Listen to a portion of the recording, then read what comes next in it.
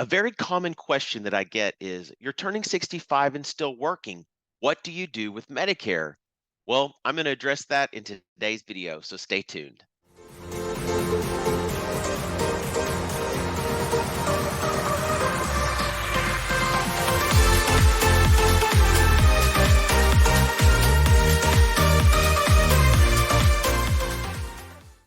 Hi, my name is Jamin White, and I am founder of Four Oaks Medicare Planning.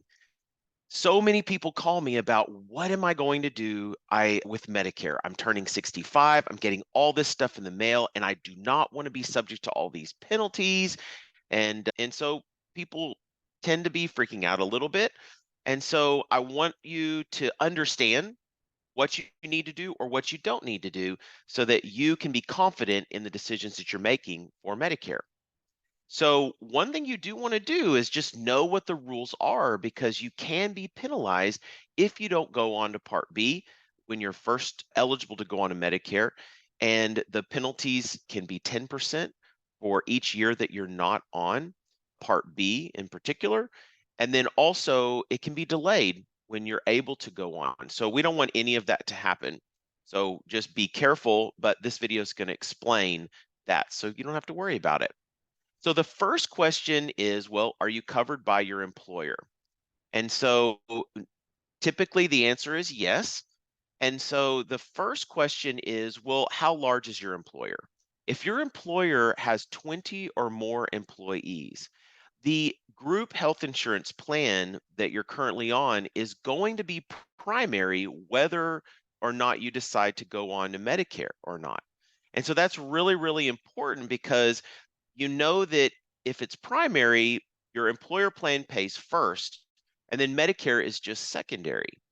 So in that instance, you can delay Medicare and not have to worry about going on. You can delay Medicare and not have to worry about any penalties because the government is recognizing that you're going to continue to work, and that's okay.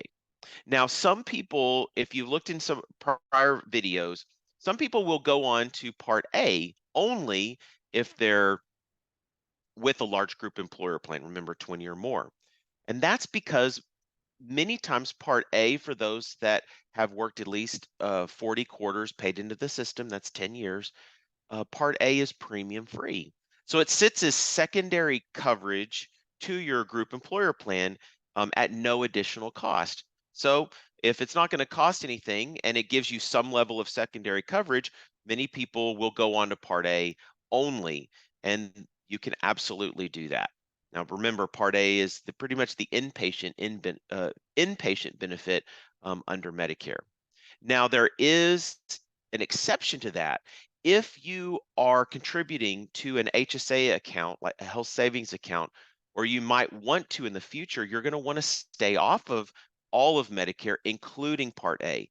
The reason is Part A does not allow you to contribute anymore to your HSA account.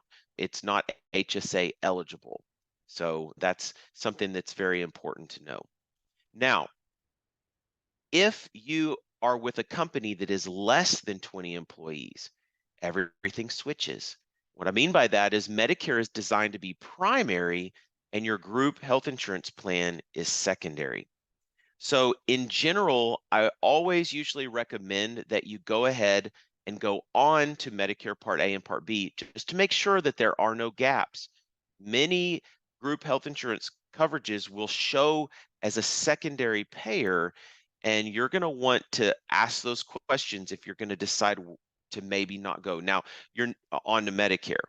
It doesn't mean that you're going to be penalized, but you don't want any gaps in coverage. You want to make sure that if you have a serious medical event, that your insurance is going to pay.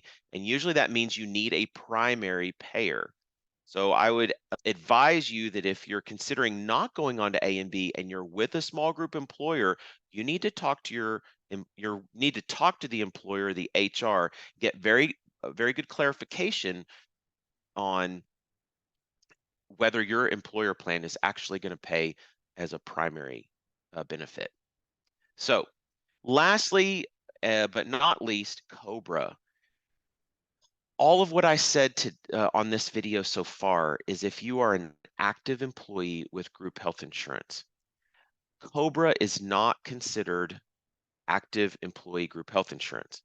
And so COBRA is always going to be secondary to Medicare. Even if you're with a large group employer plan, maybe some limited exceptions, but the general rule is COBRA is secondary. So just make sure that if you're on COBRA and you haven't enrolled in Medicare, I would reach out to me soon because there's all kinds of issues that arise with that.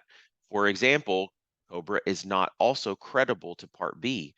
So you do not have an extension of time when you go on to COBRA. Once you lose your health insurance, you don't have any extension of time by being on to COBRA for enrolling into Medicare Part A and B.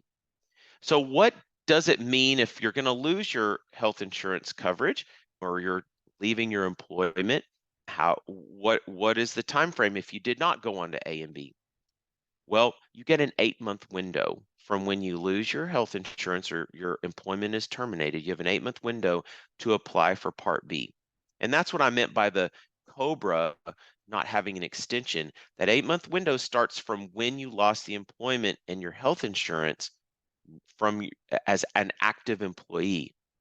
So COBRA is not going to extend that. You have an 8-month window. Now, most people, if you're losing your employer health insurance coverage, you're going to want to go through the process before, because obviously, I mean, you can wait and go into Medicare during those 8 months, but generally you're going to want to do it before so that right when your health insurance ends through work, Medicare is going to pick up and be primary for you. So there's different forms and things. So if you end up if you end up waiting to go on to Medicare after you turn 65, reach out to me and I can help you through that process so that you have a smooth transition. One of the things that I want to look back again, two other things. One on the HSA. HSAs, when if you delay going on to Medicare because of an HSA, something I want you to keep in mind is whenever you decide to go on to Medicare in the future, Part A is usually retroactive up to 6 months or back to your 65th birthday month. And so it's not going to extend back beyond that 65th birthday month or the 6 months. So just make sure and know that and plan for that. You likely want to stop your HSA contributions 6 months prior to going on to Part A so that you're not caught. The other thing too is make sure that your prescription coverage under your employer plan is creditable to Part D, as in David, Part D. That will help you just make sure to not delay going on to Part D if it's not credible and be subject to a penalty.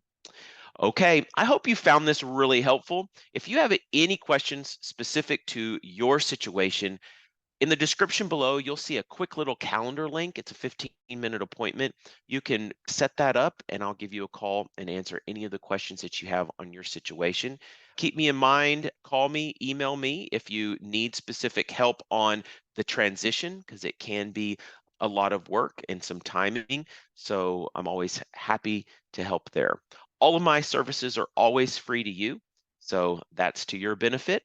So give me a call, reach out to me, and I hope you have a great day.